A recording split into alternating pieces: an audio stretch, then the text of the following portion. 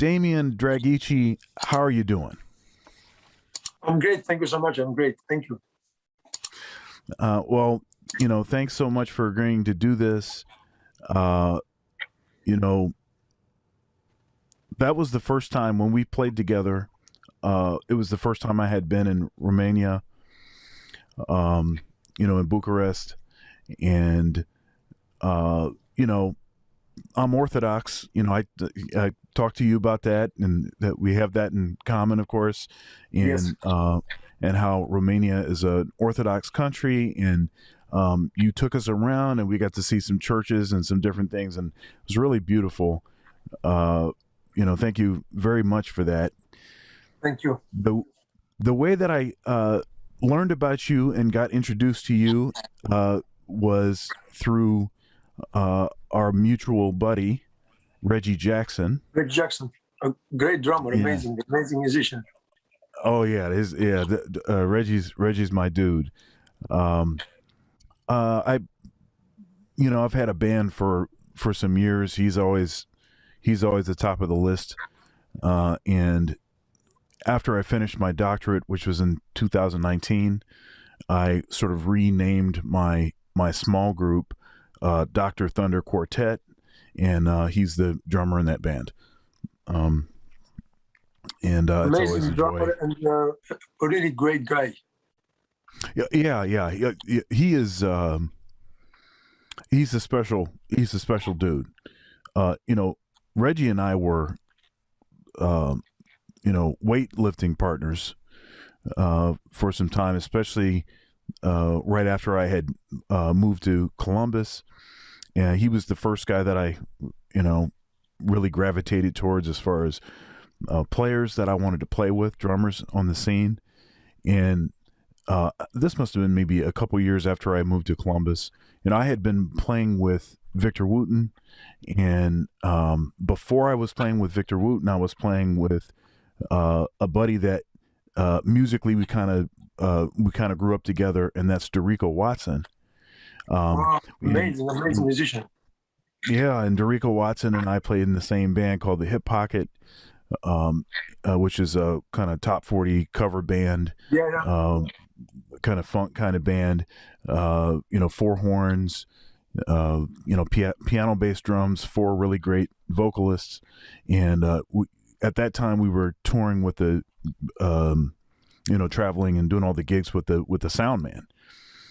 We had lights, we had wireless mics and wireless in-ears, and it was kind of the only band at that time that was doing all of that stuff. But he was in that band, Dorico, for a period of time. Dorico was also in my quartet. And the reason I'm telling you that is that Victor Wooten came to Columbus, where I live, and I teach at Ohio State. Yeah. And he brought Dorico with him. And Dorico, of course, we have a lot of history. So he says to me, because Reggie showed up to the gig because he wanted to, he knew Dorico, and he says to Reggie, man, or no, he says to me, he says, this is the drummer. He's talking about Reggie. This is the drummer you should be playing with. This is the drummer right here. I was like, yeah, you're right. It is the drummer I should be playing with. But anyhow, Reggie is a good dude. So Yes. when he said, "Hey, this is great, great musician, Damian Dragici, and his band, he wants us to come to Bucharest and play these gigs," and I was like, "Dude, this is great. Anytime Reggie tells me something, I'm going to say okay." And Was really great having you here. And when I called Reggie, I said, I need some amazing musicians I want you to bring, and we're just going to have one gig, but I want you also to have fun with them. And Reggie said, I got the right guys. I had the right guys in my pocket, and you're amazing. It was for me an amazing experience to meet you guys, all of you, and we got really a great connection in those 3-4 days that we stayed here. Yeah. It's Yeah. almost Well, it was. it's 10 years ago. Can you believe it? Yeah. I was thinking. I was looking back. I took a lot of pictures when I was there, and my, on my phone, and my the Google Photo app, it combines things, and it'll tell you, okay, this day 10 years ago, or this day 5 years ago, or whatever it is. And so recently I saw a lot of those pictures that were taken during that trip. And I was thinking to myself, it's like, because my son just turned 8. So that was Congratulations. before my son was Wow. born, which makes it seem even longer ago in a sense, because my world totally changed when he was born. It was it's like this beautiful thing that happens, and kind of helps you to change your priorities. And Your view on life. I know how it is, but I have also a son, 2.5 years old. So everything changed. oh, God bless you. Thank you, thank you, God bless you. thank you. God bless you too. Well, I'll tell you, man. At 2.5, when my son was 2.5, I was sleeping on the floor in his room, um, to try to keep him in his bed, keep him from getting up and stuff. I get him to go to sleep, and that kind of stretched on all the way up until, oh goodness, I don't know, he was probably 4 or 5, something like that. Because I was trying to, like overnight, I was trying to give my wife a break, so that she didn't have to be up all night doing that. And I was like, okay, well, I figured out a way that I could both sleep and relieve her. So that's why I ended up on the floor in his room. And, if I only slept on the floor, I think my back would be all right. But it was the sort of, it wasn't every day. Like sometimes I didn't have to do it because, some days he would actually stay in his room, but the days that he would get up and come into our room, then I say, okay, now it's time to go back in there. And then I knew that meant that I was going to be sleeping on the floor. So anyhow, It's great. It's an amazing.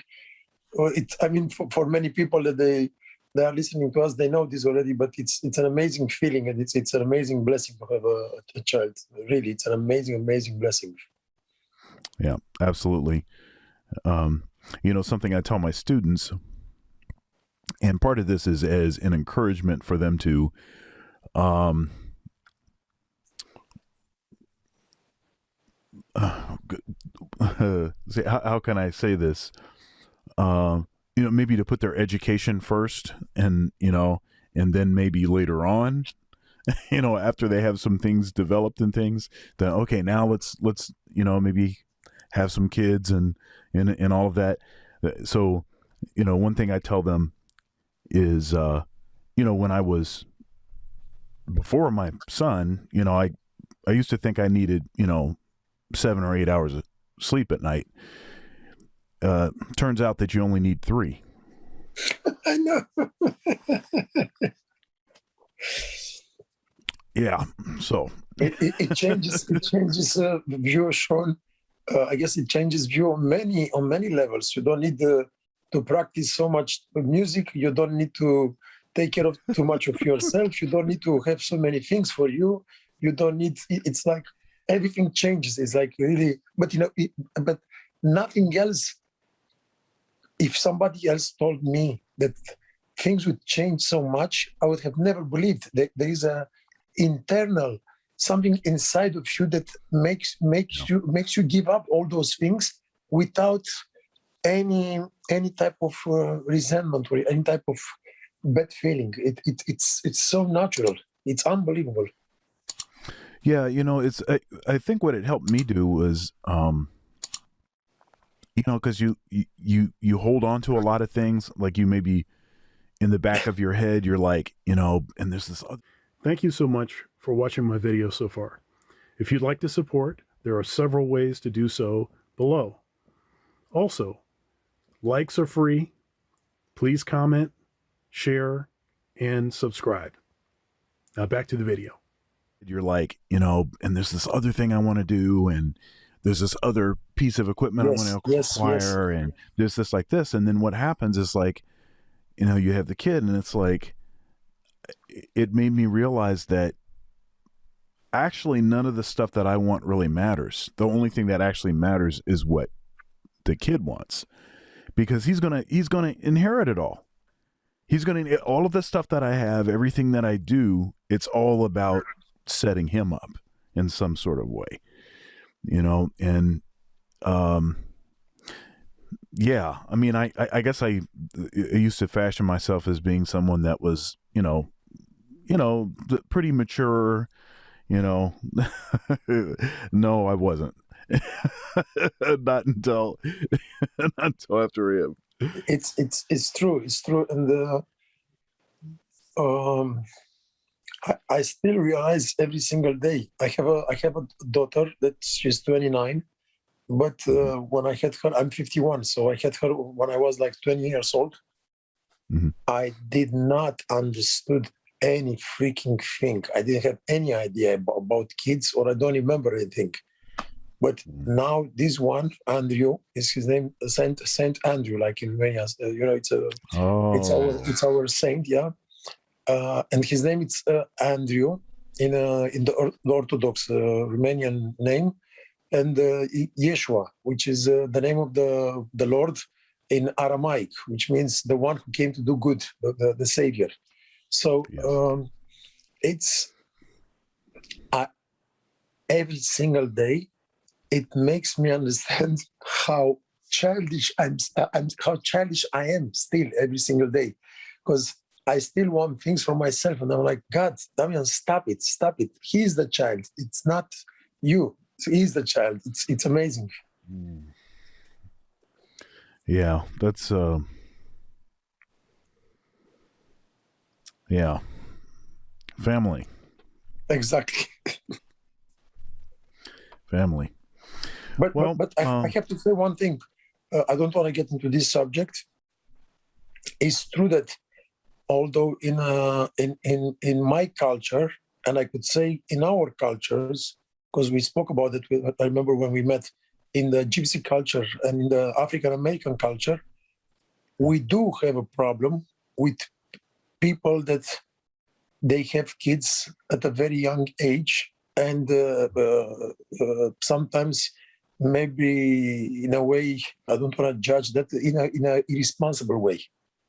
Yeah. Okay. Now it's not okay. Also good to have a kid. I'm not saying it's not good, but it's not. It's good to have a kid at any age, but don't push it up to 50. To me, it's different, because I remarried again and whatever. But it's also not good to have kids like at 14 or 15 years old. I mean, you are a kid and you have a kid. That's why you create all type of problems, and then you have really troubles. And you cannot take care of the kid.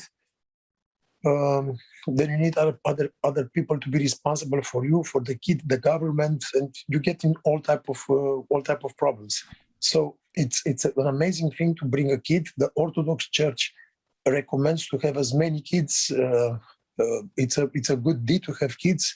It's a nice thing to have family, but also to have it in a proper way, and at the age, and in a financial situation where you can take care of the kid. Right. Yeah, this is and this is kind of a touchy kind of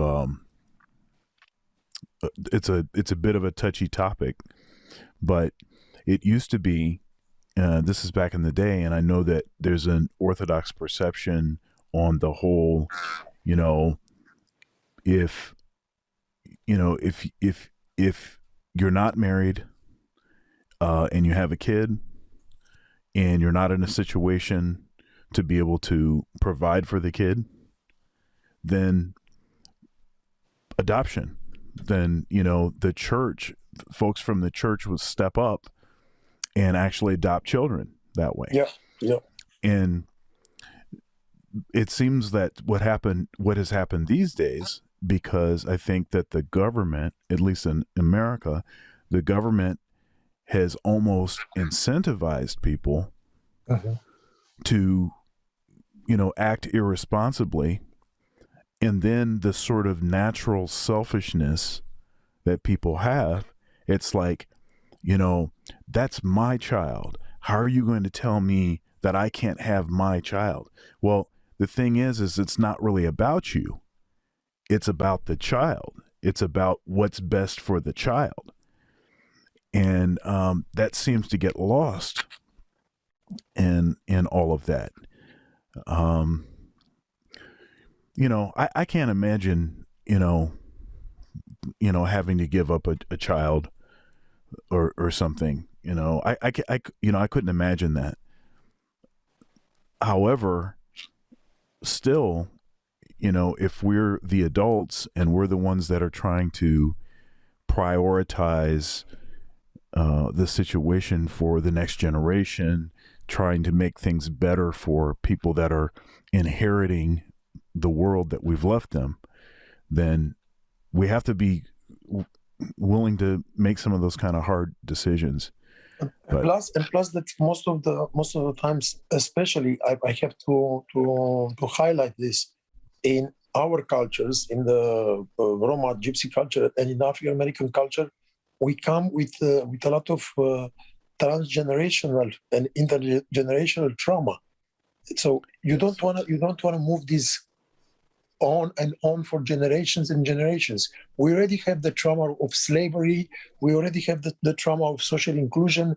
We already have the trauma of racism, the trauma of domestic violence. There are enough trauma. You don't want to put another trauma on the child. It's already enough. Let's stop it here. Let's make the world a better world, just through few actions and few steps. Just being responsible. Yeah. So, for the listeners, can you talk a little bit about some of these parallels between Black American culture and Romanian culture? And you just mentioned the slavery thing. Can you walk us down that? Yes. So, in Romania, the Roma, the Gypsies, we arrived here. They say that we arrived in Romania. We left India somewhere at 1100 BC, and we arrived in Romania in 1400. So by 1400, when we arrive in Romania, it's going to be. It's something, I don't know if we talk about it when we are here, when you are here, but it's something really weird. We were made slaves in 1430 or 1440. That's what the history says. But we were enslaved by the Orthodox Church for 500 years. So it's the longest slavery in the history of humankind.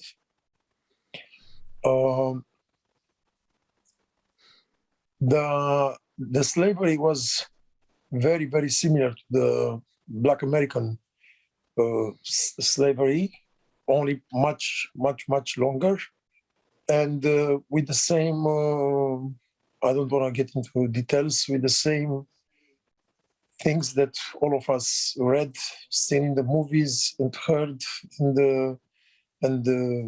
heard, and all of us know about it. All the type of cruelties and all the types of things that we know now. Right. In the Roma Gypsy slavery within the Romanian borders, there was one thing that I could say, and not saying as a. It was in a way it was better, a better lifestyle for among the Gypsies, among the Roma, for the families that they were musicians, because usually with among the slaves, everybody had a type of job, like in the Roma. Ones that they were the ones doing constructions, the other ones they were doing work around house, the other ones. So everybody had to do a type of job. The best, the ones that they had, they were more favorite, and the conditions were a bit easier, were the gypsy musicians. And usually, because they were living around the house of the wealthy person, and they had access to a little bit of a better life. I'm member of a family of gypsy musicians that they have a tradition for about 7 generations. So let's say my great grandfather was a slave. I actually know this historically, and somehow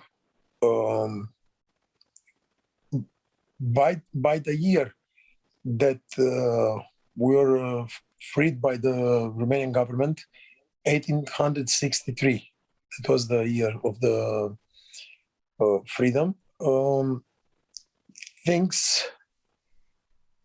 change, but not quite a lot. I mean, if you read and study about it, by 1863, they liberated. We don't have an exact number. The Roma, and were given to each one of us, each family actually. It didn't matter if you have 2 members or 10 members. Couple of gold coins, and no property, no land, no nothing. I mean, the only thing was the papers that we were finally free and able to travel and to be independent. So maybe the parallel is the promise of 40 acres and a mule that slaves and black slaves in America were supposed to receive that we never received. Exactly, and hence it's the same thing. Hence the conversation about this reparations. Yeah. Now, in terms of similarities, we spoke many times, and they are not similarities. It's funny because they are not only similarities, cultural similarities in terms of music. Like you have the gospel, we have the gypsy music, which it's all about pain and all about slavery and all about kind of like the Roma, like the gypsy blues, similar to the same story. We have lots of things that are similar in terms of genes. Roma and Black Americans, we are Andrew Weil, the doctor, the American doctor. Writes this in a book. We are 3 cultures that they have really high cholesterol naturally, and the problems with the heart disease, Black Americans and Gypsies. It's actually written historically. Also, other people that they made studies about Black American Gypsies and the Jews. They have a tendency to have a perfect pitch. So there are lots of similarities, which is maybe to the years of pain and suffering. We develop certain things. I mean, genetically, I believe so, but also culturally in terms of choices of food, lots of fats, in terms of behavior, in terms of emotional problems and problems that develop out of the trauma and out of the intergenerational trauma through like addictions and food addictions, problems with drugs, problems with alcohol, problems with dependencies. So all those things are part of all this pain that went through and was giving on by generation to generation to generation. And one of the things that I want to be grateful, as I remember when we spoke together, it's first of all this gift that both cultures we have, and I don't mean to sound the stereotype, But first of all, an amazing gift within the music, which is obvious. But sometimes this can become like we say in Romania, it can become like a positive discrimination where, okay, all gypsies or all Black Americans were not only good musicians. So, but right. yeah, I think Right. all you heard about it, we are good musicians and good sports players. No, that's not the truth. It's true that we have a tendency to be more sensitive or to have this side more developed, let's say. But we are not only musicians. I mean, that's not the truth. But we have the tendency, maybe through out this pain throughout the centuries, to be affected or to have this side maybe more developed. Make sense? Yes, it does. Now, speaking of perfect pitch, now I know you have perfect pitch. That's Yeah. And we had a conversation about. So I don't have perfect pitch, but when we discussed it, you seem to think that I have some sort of perfect pitch, but maybe it's sort of on a spectrum, right? Exactly. So Yeah. So I'll describe again what it is that I can do. So on all the instruments, especially the ones that I've played the longest, so saxophone, flute, and clarinet, I don't need a frame of reference. I can hear every note. I know what the notes are. If I hear Coltrane playing, I know what note he's fingering. Now, even if someone, say, detuned the instrument. So say, for instance, if somebody pushed in their mouthpiece a quarter tone or a whole or a half, of a step, I would still be able to say they're fingering this note, right? Because I hear the sort of the color, the imperfections, the intonation characteristics. Some notes are muffled, some are more open, and I started when I was young playing. I started when I was 6, and there was a lot of music happening around the house and stuff. My dad's a great saxophone player, so I hear him practicing frequently when I was growing up. But I don't have that same ability on like keyboard instruments. I can do it on string instruments to a certain extent, but it's more like good educated guessing based on when I hear an open string. And of course I can hear what part of the neck, the player is playing on, because the timbre is all different, right? But other than that, like for organ or piano or other instruments, I can hear trumpet notes frequently and trombone. I can, but not any of the not any of the instruments where there's not enough timbre difference between each note, to pick it out. So if you allow me for a second, I don't mean to interrupt you. I think there isn't a specialist or somebody that completely focus on this subject. But from my opinion and from my view and from what I've seen throughout the years, there is a large spectrum of perfect pitch and absolute pitch.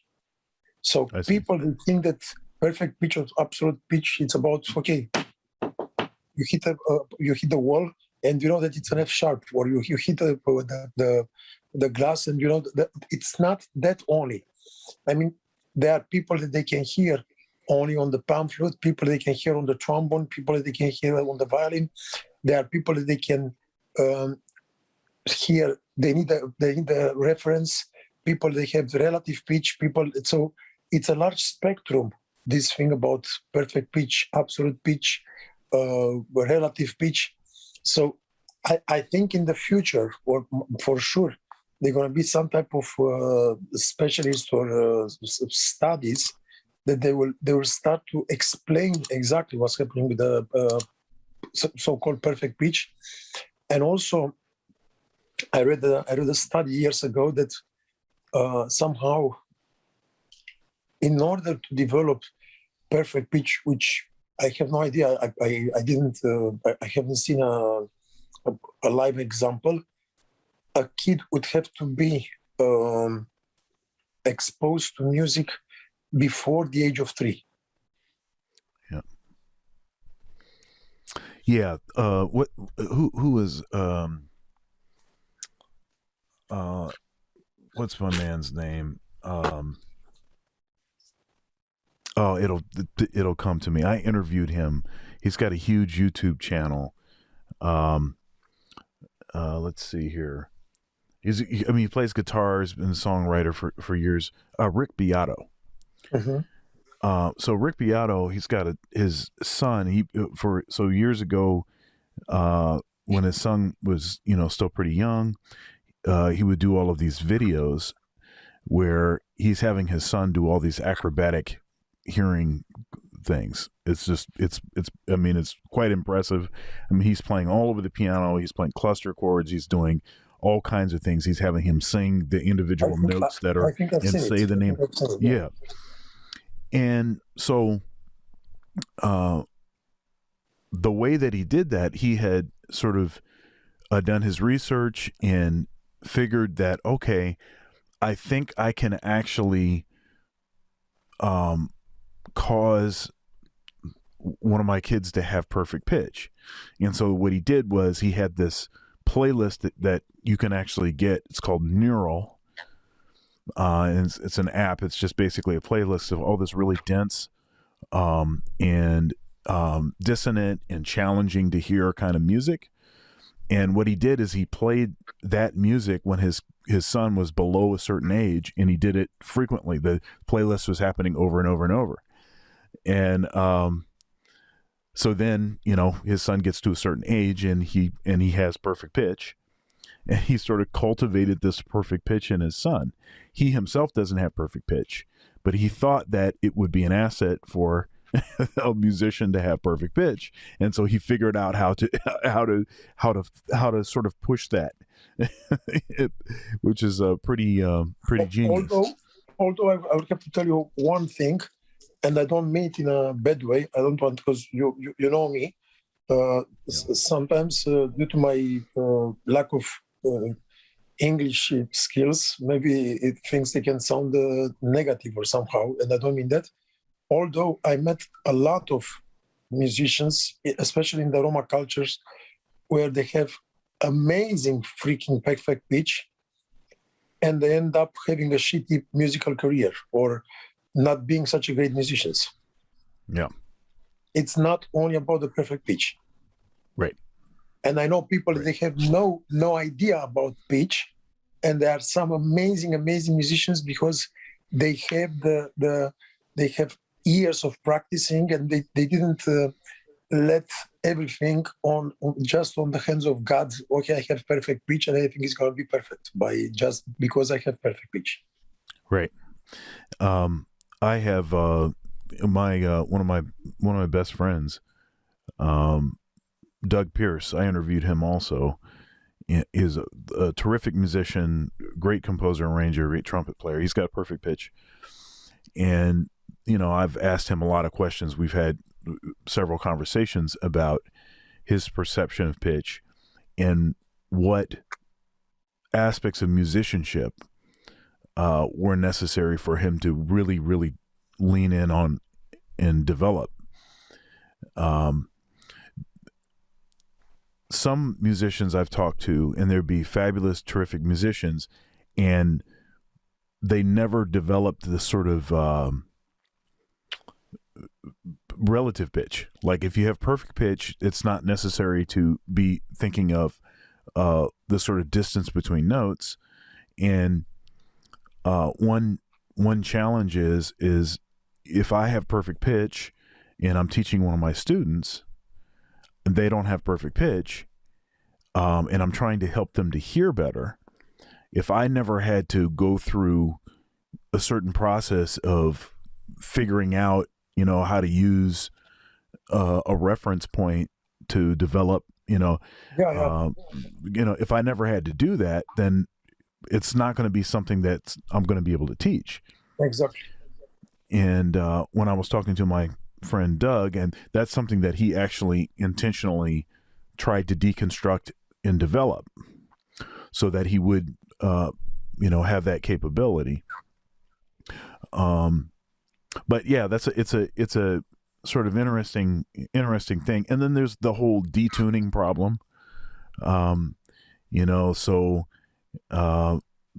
detuning a keyboard for a keyboard player that has perfect pitch, is like a weird thing. It's like, oh, wait a minute, that's supposed to be B flat. Oh, it's not B flat. What's going on? Yeah, it can be painful. It can be really painful for some people. Yep. I mean, it's not. Music can become painful in certain situations if you have perfect pitch and you don't know how to shut up your perfect pitch. I met lots of people like that, and it can drive them really crazy. But my point is that for some people it can be, and it is a gift, of course. It is a gift like everything else that we receive from God, and we don't appreciate it. That's included myself. But as we receive this gift, as also receive two eyes, one nose, brain, and 10 fingers, and other amazing skills, if you do not put this skill to use, you don't get great results.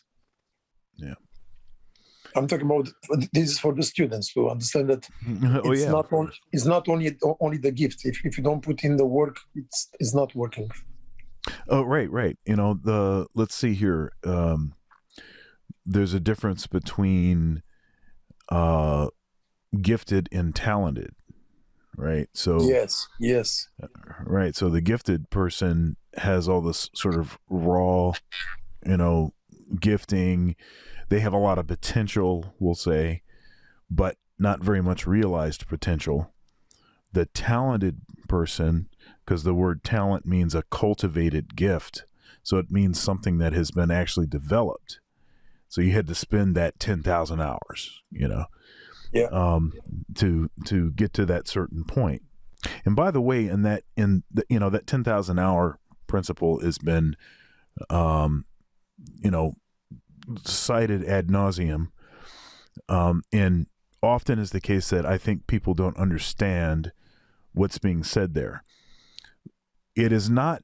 He's not saying that if you spend 10,000 hours, then that means that you will make a significant contribution in your discipline. That's not what he said.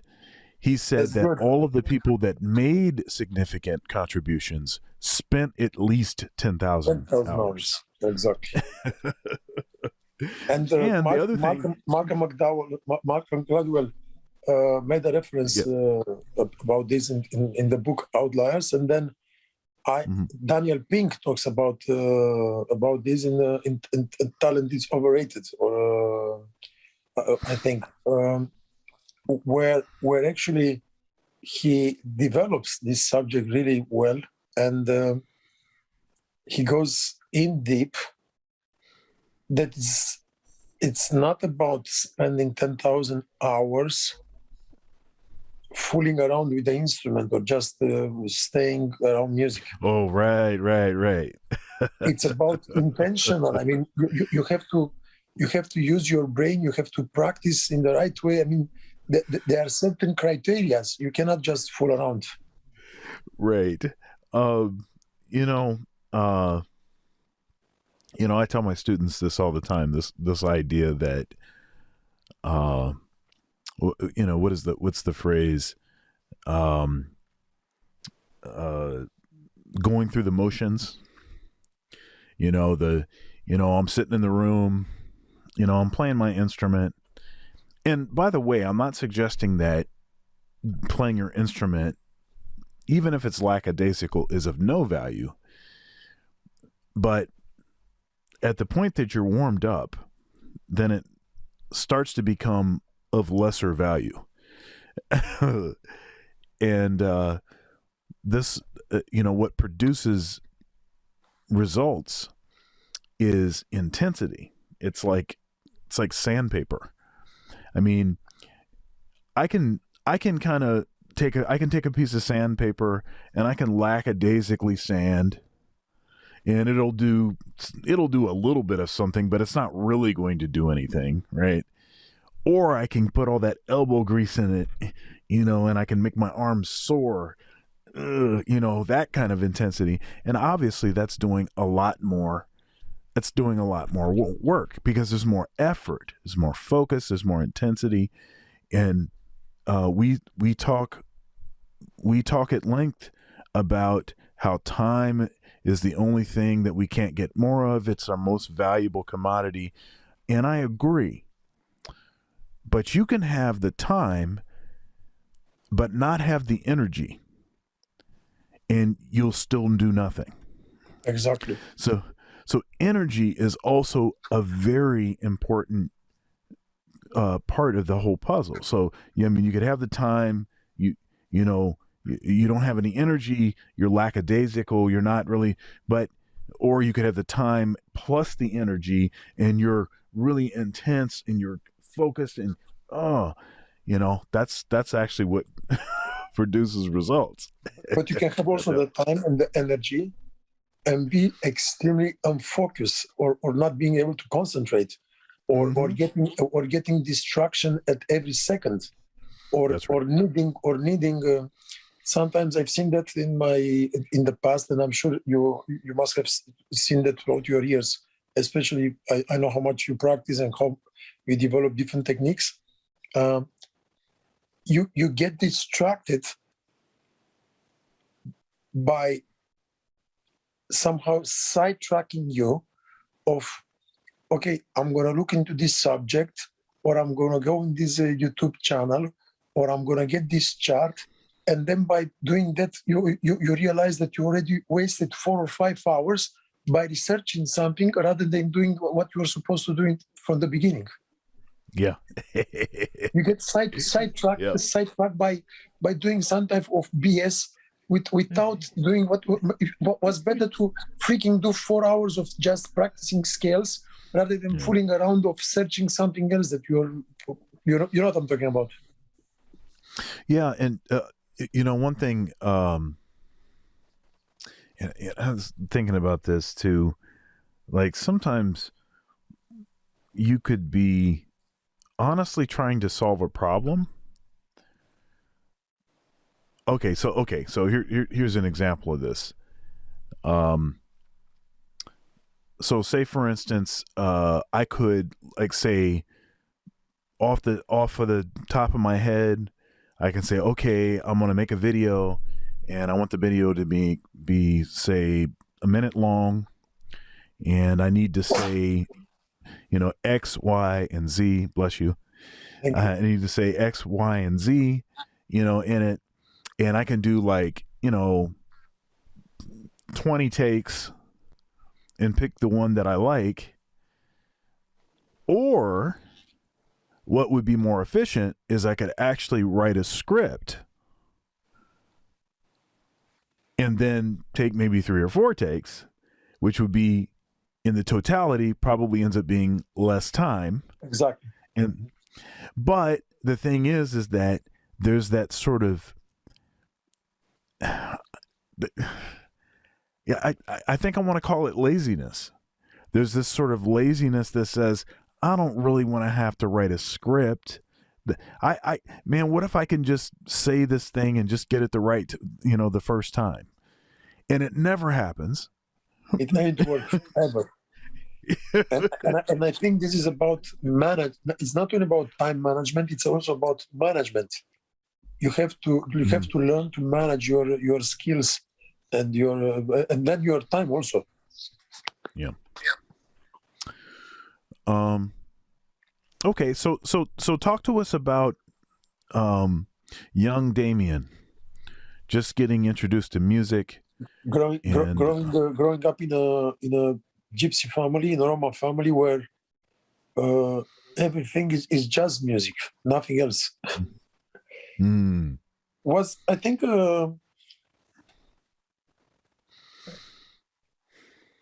now in the late years, comparing to 10 years ago when we met, especially after Andrew was born, I also started studying a lot of things about my childhood because I went back to heal some of my childhood trauma, and I realized that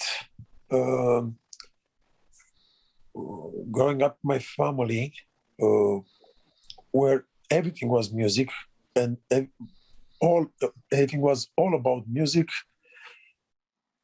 Everybody was playing music. All day we heard about music. All our family members were musicians. All our friends were musicians. Wherever we went, we were talking about music. It can be really good, but it can also turn into a extremely competitive environment, extremely how should I say it in a nice way? Kind of like an OCD of just doing music because everybody's doing music. Sometimes a bit narrow thinking because you don't develop other social skills. Sometimes also you don't develop skills like going out, travel, learning sports, doing other things because everything it was only about music. So it doesn't matter if you, and I don't mean that in a bad way, please. I want you to understand me, but I just want to develop the subject. All you care, it's about you have to play good. You have to play really, really good. It doesn't matter if you eat all day pancakes, if you are 300 pounds and you drink Coke all day, but you play the shit out of the instrument. And that's the most important thing. So, or makes sense what I'm trying to say? I mean, I totally understand. Yeah. Growing up in a family like that, in families like that, only with the music and only music and music and music and church and music, somehow you end up being not, I don't mean in a bad way, but very narrow. I mean, it should be, the palette, it should be much larger in order to taste from everything. Okay, the kid has to go to do some sports, has to have a social life, has to know a bit about art, about science, about things. I mean, life is not only about practicing 10 hours a day and just playing amazing an instrument or being an amazing producer, and then not only playing music and then playing 10 hours a day music and then spend another 10 hours talking about music with other Roma kids or Gypsy musicians and then go to sleep listening to music. I'm not saying I'm not saying it's a bad thing, but it's not a healthy thing. I realize. Yeah, as soon as you started talking about that, I started thinking about, especially with the music and church and the music and church. I mean, there's a lot of great. It's like one of these positive stereotypes that you mentioned before about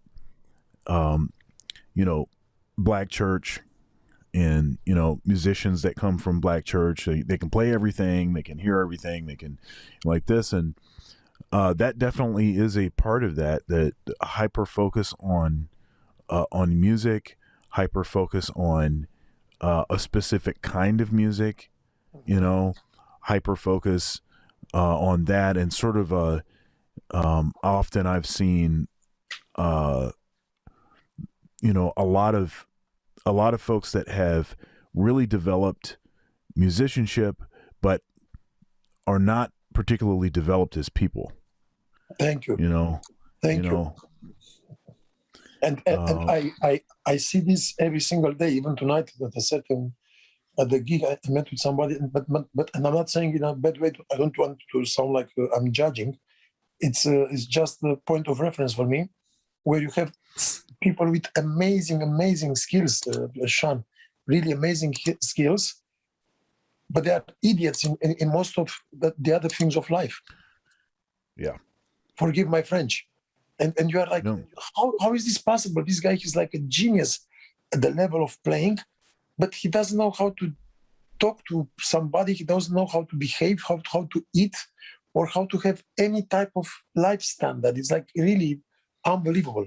And this is the problem, because he grew up in a family where everything it was about music. Mm. And also it affects him living a life.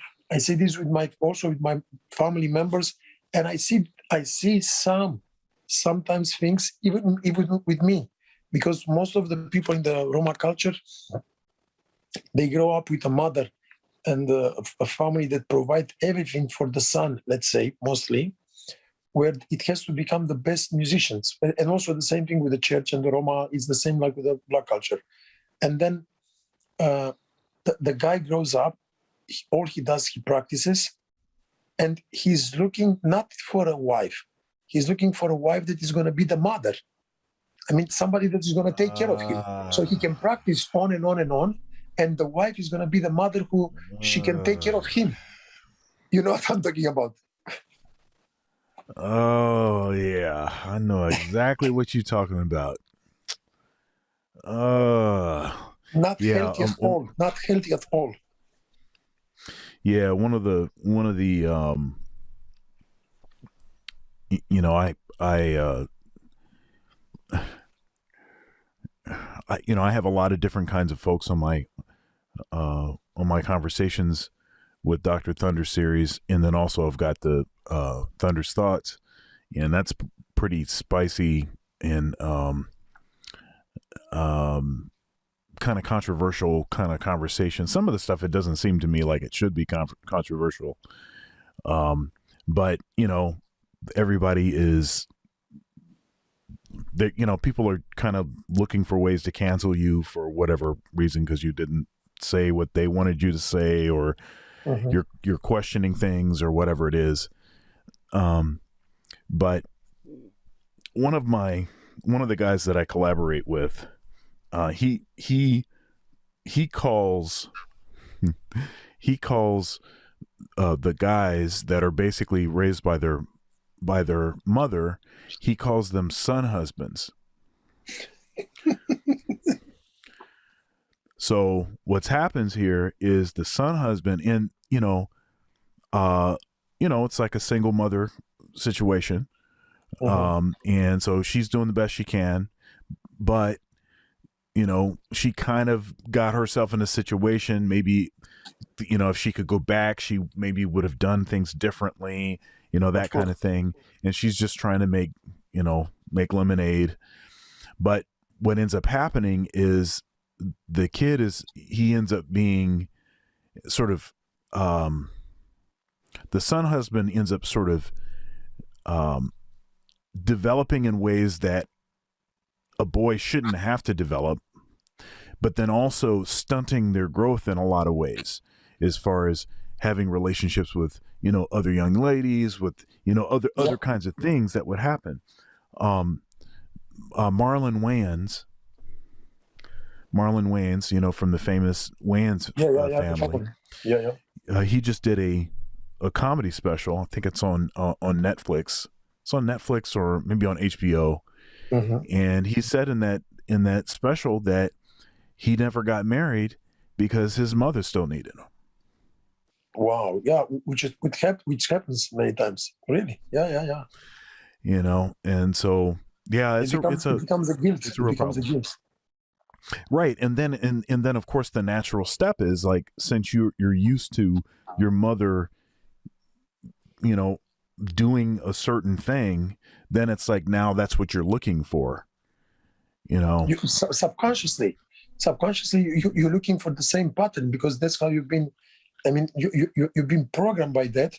So all you need is, like, you need to go to your room to practice, and then it's like, Mom, food is ready. It's just it changed now. Rather than Mom, it's Tina or Jennifer or whoever, and she's your wife, you idiot. She's not your mom. You know what I'm talking about? So she doesn't have to cook for you, wash you, take care of you, and you just have to practice music. No, because you are the man. You have to do other things too. It's like it's not like you are a kid and you fool around all day, you play, and you don't give a shit about anything else. Right. Which is interesting. I mean, when I think about Coltrane, for instance, and nothing against Coltrane. I mean, that's my dude. Of course, me too. But if you can practice 12 hours a day,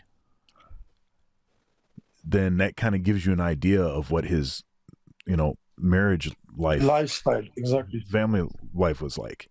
Yeah. What it would have to be like, and what kind of spouse he would need in order to be able to facilitate that. Yeah. So yeah, the music thing. And also, forgive me, what type of father? Right. You. It's now that I see it with Andrew, and you see it also with your son. It's not easy at all.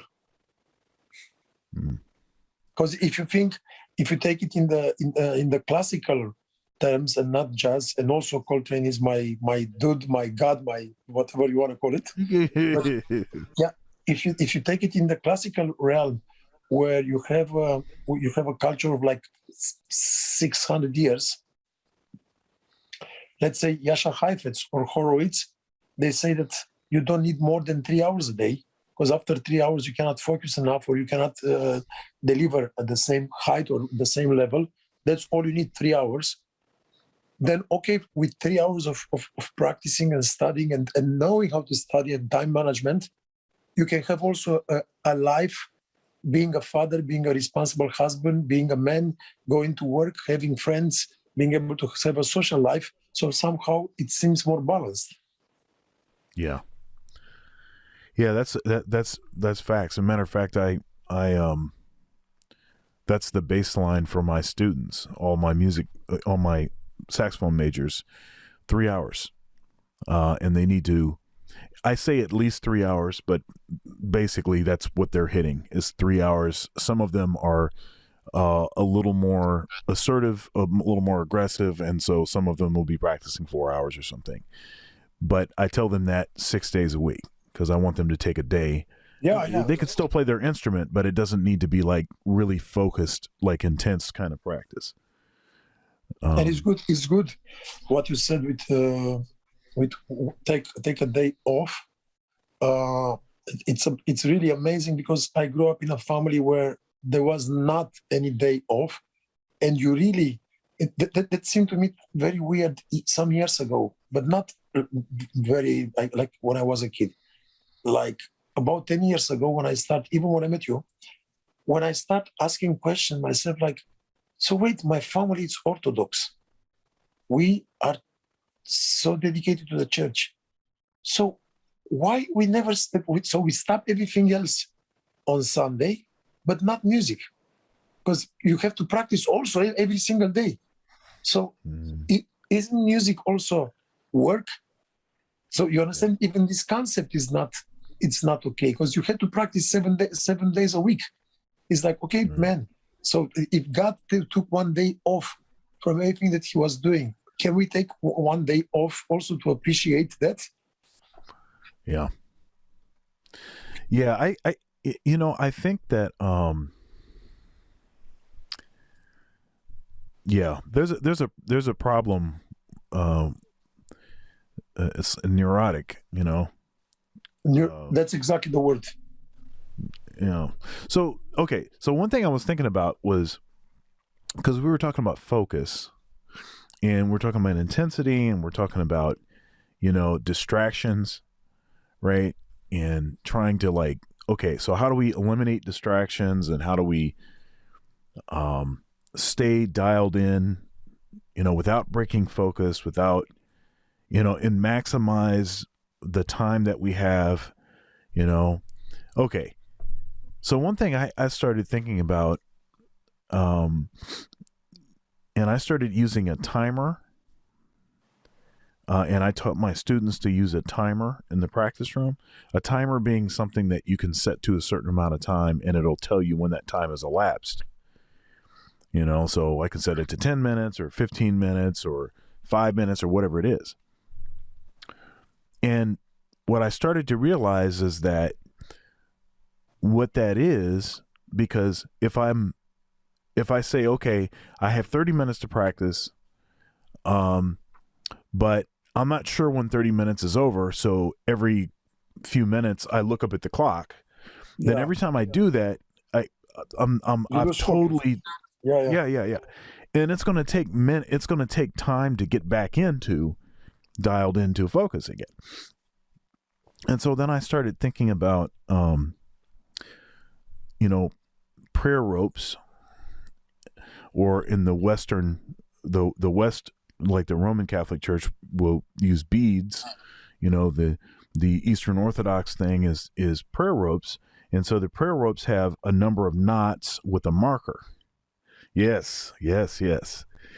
And so you can say a prayer a certain number of times based on how many knots are there. Exactly. And so you don't have to think about what you're doing. All you're doing is focusing on the prayer, and you're doing this, and okay, now I got around to the marker. Now I know I said it 30 times, or I know I said it, 60 times, or whatever it is. Yeah. Same thing with the clock. Same thing with the timer. So I can turn the timer on, and then I can not think about the time, just think about what it is that I'm accomplishing, and then ding, okay, all right, now let me move on to something else, right? And but it's totally borrowing from that monastic practice of praying without ceasing. The Jesus prayer, Lord Jesus Christ, Son of God, have mercy on me, a sinner. Exactly. Right? And trying to develop that to the point where even in your communication, this mantra is going on in the background, and you can do that with music. You don't have to have your instrument. You don't have to be playing your instrument to be sort of working things out. Now here I want to add one thing. I think I would have to say that even for myself, even now, or even maybe for students or for people in general, I would personally, even nowadays, if there were such a service as an app or as a service with a human being online, or I think I would pay a monthly fee for a practicing coach. For music practicing coach, because sometimes it's not about practicing, it's also about having someone to practice with or to tell you what to practice. Because if you practice the same shit over and over and over, you're not going to do anything. Makes sense what I'm trying to say? I mean, it's like you need to evaluate yourself where you are and where you want to go in 3 months, 6 months, in a year. Makes sense? And let's say it can be easier for musician in the classical music realm, where you take this piano concerto and you practice the next 6 months, and by the end of 6 months you learn it, and you grow your vocabulary, and you have another one in your portfolio.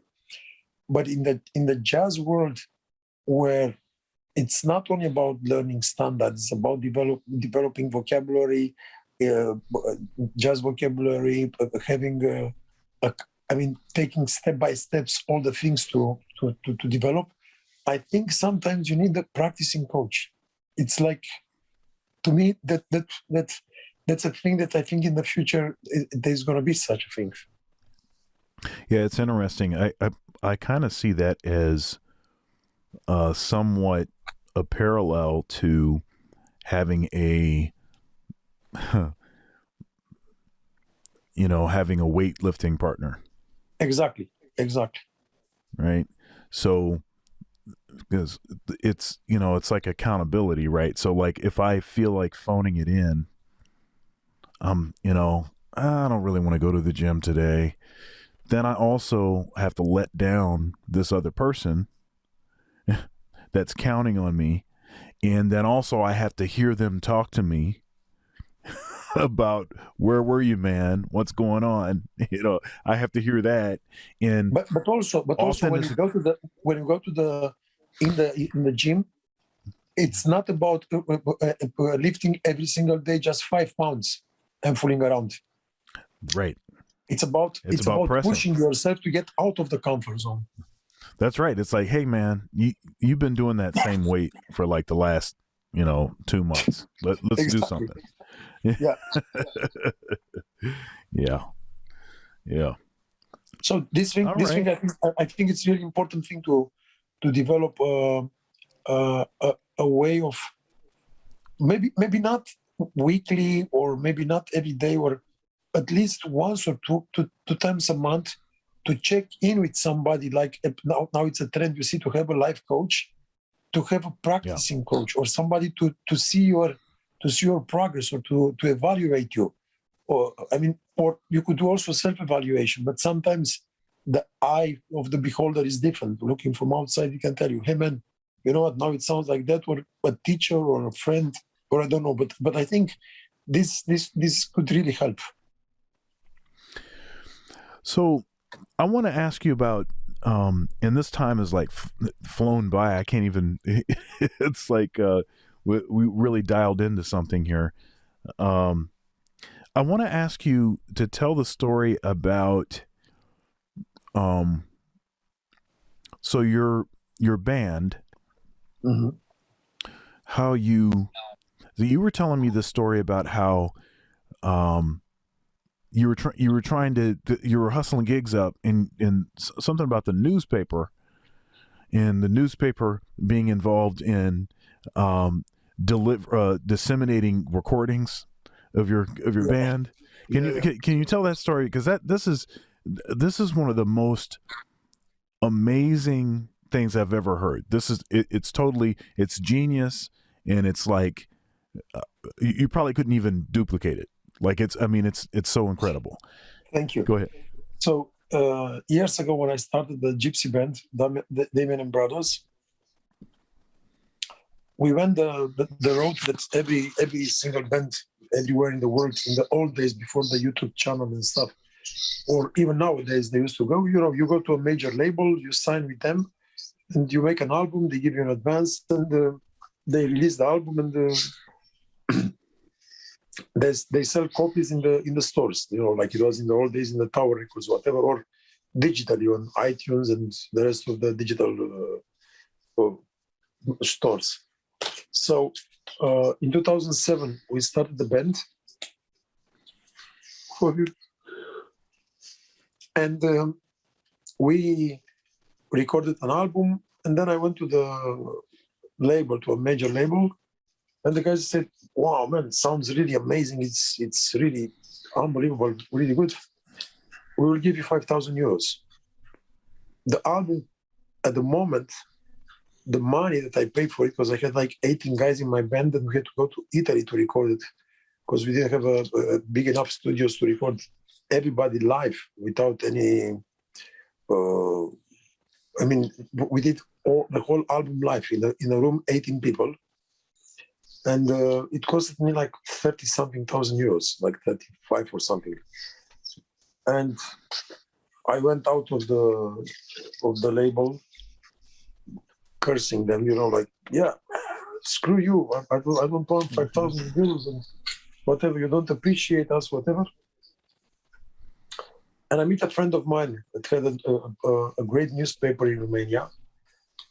And the same evening or the same week, and he says, hey man, don't you want to launch your album with my newspaper? You know, I intend to produce 100,000 newspapers with an album, and people are going to buy it. He was selling a lot of newspapers. It was kind of like a New York Times in Bucharest. And I'm saying, so usually what's your number? 150,000, 200,000. So I will do it even without money. I don't need money for the album. If you can promise me that we can make 200,000 copies. Deal. So we signed an agreement on a handkerchief in a restaurant. Then I went to then I went the next day to his office and we signed the papers. And on May 21st, 2007, 2 months later after we finished the album, we launched our album. First time the band here in Romania. We launched the album 220,000 copies. The album was sold out in 4 hours. 220,000 copies. Think that in a store would have taken 1 year or something. I mean, that wasn't a mainstream pop album. It was a world music album. So and plus with the newspaper was dedicated like the real newspaper, and then they had a smaller newspaper inside with 25 pages talking about me and the band and about my life. And within the next month, I was thinking of something when I did that. I'm like, everybody, it's normal. And in those days, if you remember, everybody could copy an album for the car or something. Everybody had a CD burner, if you remember. So everybody in the family, they would say, okay, I have this album. I can copy something for my wife, or I can have it in the family. You understand? But I mean, within the copyright realm, I mean, not illegal.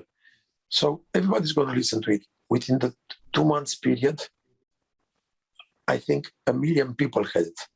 At every stop you stopped in Bucharest or Romania, everybody was playing the music from that album. And then all of a sudden, within 6 months, we became like the most well-known, one of the most well-known bands in Romania. That's incredible. That's incredible. Normally, an album in Romania at the time, in order to get like gold, the gold album for sales was like 20 or 30,000 albums. So to us, it was like 10 times gold or 10 times platinum in one single day. Man, that is incredible. Yeah, thank you. That's incredible. All right, man. We're gonna have to have you back. I gotta have you back sometime because, we barely scratched the surface. It's like we just started talking. Exactly. We could do this. We could do like 5 or 6 more episodes. Thank you so much. Thank you. You're doing an amazing job, and I will talk to you because I want to talk to you about some music later on private, because I want you to help me with some arrangements and some stuff. Sure, man. Anything you want, man. I would love to do anything you'd like me to do. Thank you so much, Sean. Yeah. All right. Well, again, thanks for doing the interview, and yeah, we'll have you back. Get some sleep. And by the way, it's our interview started at 4:30 a.m. your time, because I didn't realize what time it was. So, thanks for being so gracious. And God bless you. God bless you. Yes. God bless you and your family. And be well. Bye-bye. Oh yes. All right, man. Bye-bye.